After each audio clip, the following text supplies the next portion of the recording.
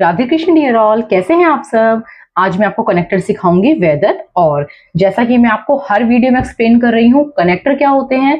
Connector means किसी भी दो सेंटेंसेस को या दो वर्ड्स, कोई भी दो वर्ड्स हो सकते हैं, वर्ब हो सकती हैं, दो एडजेक्टिव हो सकते हैं, दो एडवर्ब हो सकती हैं, कोई भी दो वर्ड्स हो सकते हैं, उन्हें कनेक्ट करना। जो भी हम कनेक्टर्स का यूज कर रहे हैं, सभी कनेक्टर्स में आप गौर करेंगे हमारे पास दो सेंटेंसेस हैं या दो वर्ड्स हैं ज्वाइन करने के लिए, जोड़ने के लिए।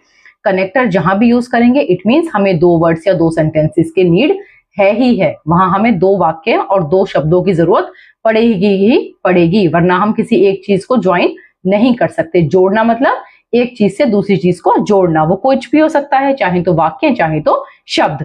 आज जो मैं आपको कनेक्टर सिखा रही हूं उसका नाम है वेदर और। वेदर और का सिंबल देखेंगे, पहचान देखेंगे, चाहे या ना,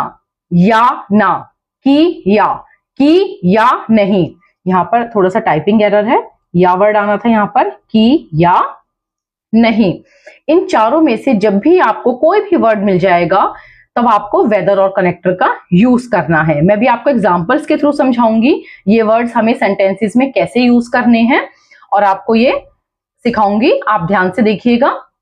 वेदर और जो कनेक्टर है बेसिकली क्या होता है। वेदर और का मतलब होता है हमारे पास वाक्य में दो पॉसिबिलिटी है, यानी दो संभावना है। वेदर और वाले वाक्य में दो संभावनाएं होती हैं, दो पॉसिबिलिटी होती हैं, जिसका कि हमारी मेन बात यानी जो दूसरा वाक्य है उस पर कोई असर नहीं होता है। मैंने आपको बताया कनेक्टर से हम दो वाक्यों को जोड़ते हैं।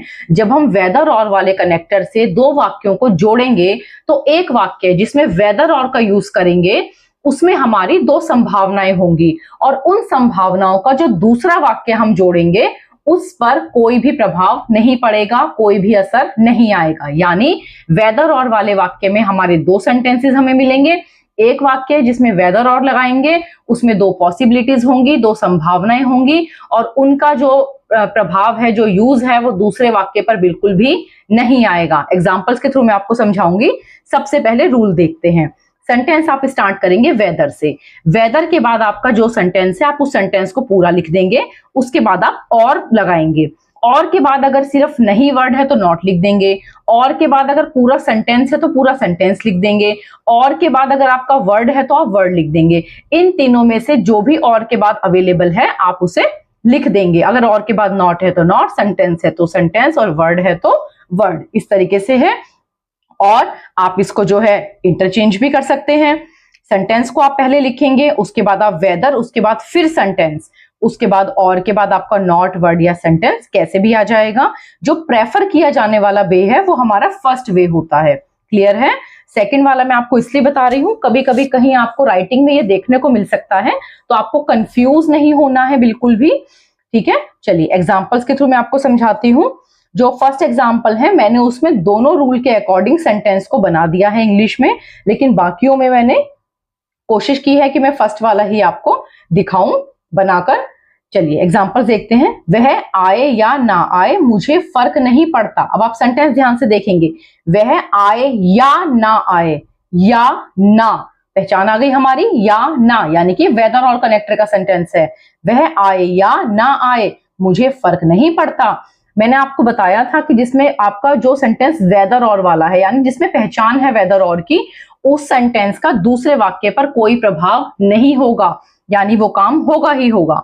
वह आए या ना आए, इट मीन्स वो आए या ना आए मुझे फर्क नहीं पड़ता। इट मीन्स अगर वो आता है तो भी मुझे फर्क नहीं पड़ता और वो नहीं आता है तो भी मुझे फर्क नहीं पड़ता।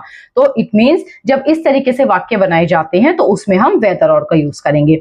सबसे पहले फर्स्ट रूल के अकॉर्डिंग हम बनाएंगे वेदर। वेदर के बाद आपका सेंटेंस, वह आए या ना आए, whether he comes or not, whether he comes or not, मुझे फर्क नहीं पड़ता, it does not matter to me. दूसरा हम इसका तरीका मैं आपको दिखा रही हूं और मैंने इसमें बीच में ऑप्शन में लिखा हुआ it does not matter to me. Second वाला सेंटेंस को आप फर्स्ट लिख देंगे। सेंटेंस हमने लिखा है it does not matter to me, उसके बाद आपने वेदर का यूज किया है, फिर है ही comes or not, he comes or not. Next sentence देखते हैं। वह तय नहीं कर पा रही है कि रुकना है या जाना है। इट मीन्स रुकना है वो तब भी तय नहीं कर पा रही है, और जाना है वो ये बात भी तय नहीं कर पा रही है। तो दूसरा जो हमारा वेदर और का सेंटेंस होता है उसका हमारी मेन बात पर कोई फर्क नहीं पड़ता। वह तय नहीं कर पा रही है, she is unable to decide whether to stay or leave. एक बात का आप ध्यान रखेंगे बेटा कि जब आप सेंटेंस वेदर से स्टार्ट करेंगे, जब आप सेंटेंस वेदर वाला स्टार्ट करेंगे तो वेदर वाला पार्ट लिखने के बाद आपको कॉमा लिखना है, यहाँ पर कॉमा का यूज करना है। कॉमे जो है इसको आपको राइटिंग में लिखना है। लेकिन अगर वेदर वाला पार्ट आप बाद में दे रहे हैं, सेकंड नंबर पे लिख रहे हैं, तब हमें कॉमा की कोई नीड नहीं है।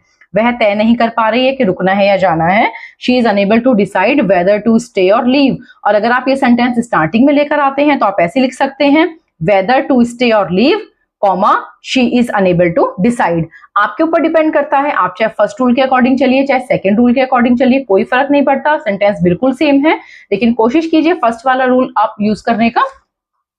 चलिए नेक्स्ट एग्जांपल देखते हैं।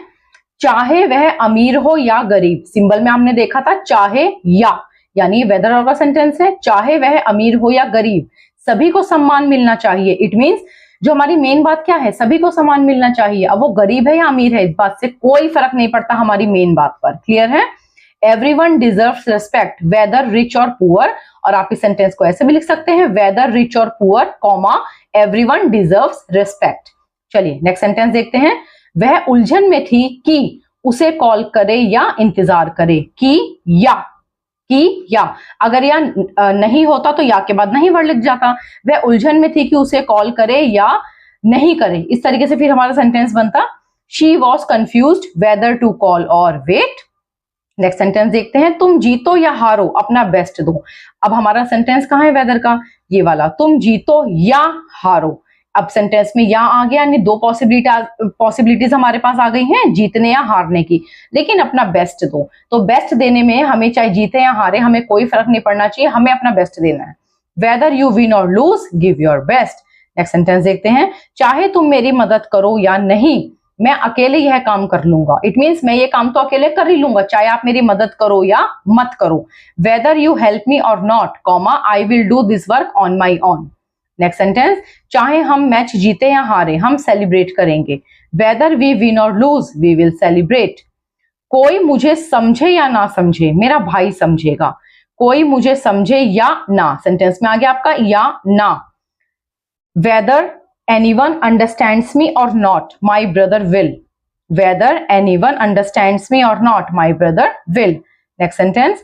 आप मानो या ना मानो, सच यही है। मानो या ना, पहचान आ गई हमारी वेदर और की, या ना, यानी कि ये जितना पार्ट है हमारा कॉमा तक ये हमारा वेदर और का पार्ट है। वेदर यू बिलीव इट और not, this is the truth. चलिए लास्ट एग्जांपल देखते हैं।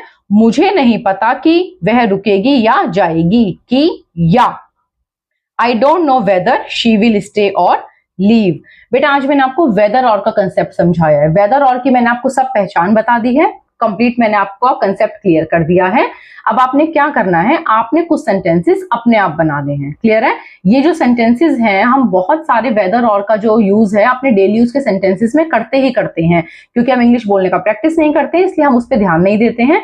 आपने क्या करना है, आपने खुद कुछ सेंटेंसेस के जो है राइटिंग में प्रैक्टिस करनी है प्लस स्पीकिंग करनी है। आई होप कंसेप्ट आपको क्लियर है, लेकिन अगर फिर भी कहीं कोई कंफ्यूजन आप फेस करते हैं तो प्लीज आप कमेंट कीजिएगा, मैं कोशिश करूंगी आपके कमेंट्स का जवाब देने की। Thank you so much.